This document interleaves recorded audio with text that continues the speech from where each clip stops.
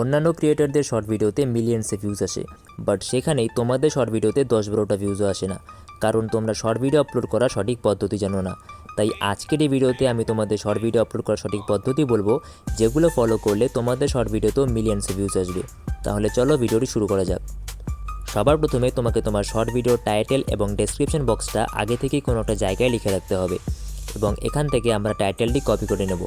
এরপর ফাইল ম্যানেজারে গিয়ে যেই ভিডিওটা তুমি আপলোড করবে সেটার উপর তোমাকে লং প্রেস করতে হবে এবং রিনেম অপশনটিতে ক্লিক করে তোমাকে তোমার ভিডিও টাইটেলটা এখানে পেস্ট করে দিতে হবে। এরপর আমরা চলে যাব ইউটিউবে এবং এই প্লাস আইকনটিতে ক্লিক করে আমরা আমাদের শর্ট ভিডিওটা ইম্পোর্ট করে নেব। নেক্সট এই পেন্সিল আইকনটিতে ক্লিক করে তোমাদের থাম্বনেইলের জন্য একটা ভালো মুভমেন্ট সিলেক্ট করতে হবে এবং এখানে তোমাদের ভিডিও টাইটেলটা পেস্ট করে দিতে হবে। নেক্সট তোমাদের ভিজিবিলিটি আনলিস্টেড করে audience not made for kids select করতে হবে এবং পেইড প্রমোশনাল লেভেলকেও নো করে দিতে হবে। সো এখানে এইটুকু সেটিংস করে নিয়ে আমরা আমাদের শর্ট ভিডিওটি আপলোড করে দেব।